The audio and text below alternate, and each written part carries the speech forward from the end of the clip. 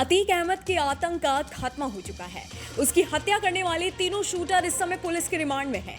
Police लगातार उनसे पूछताछ कर रही है और मामले की गुत्थी को सुलझाने में लगी हुई है।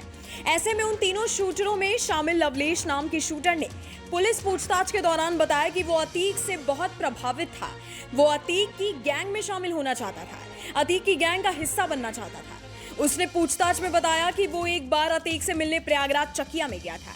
तब वहां उसका रौब देखकर, उसकी गैंग के लोगों को देखकर वो बहुत प्रभावित हुआ था और उसने ठान लिया था कि वो उसकी गैंग का हिस्सा बनेगा। वहां अतीक से उसकी मुलाकात नहीं हो पाई, लेकिन वहां अली से उसकी बातचीत हुई थी। लवलेश ने बताया कि जब वो अतीक के ऑफिस में गया तब शहर के बड़े बड़े कारोबारी व्यापारी जमीन पर नीचे बैठे हुए थे और ऑफिस में चारों तरफ हाथों में बंदूक लिए गैंग के लोग खड़े हुए थे।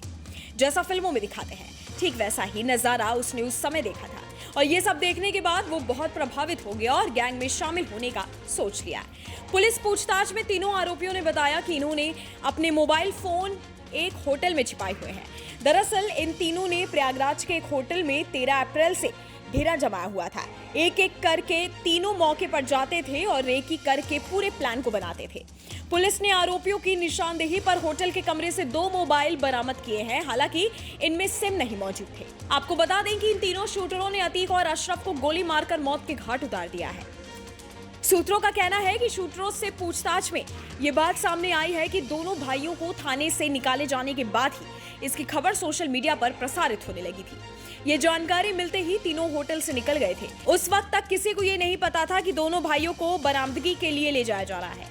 यही वजह है कि शूटर तभी से अस्पताल पहुंचकर दोनों भाइयों के आने का 2 घंटे पहले से ही इंतजार कर रहे थे।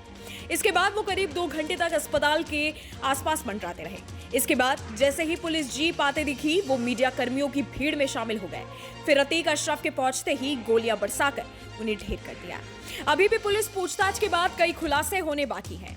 ऐसे में देखना होगा कि शूटर से क्या-क्या खास जानकारियां हाथ लगती हैं। Bureau report, news nation.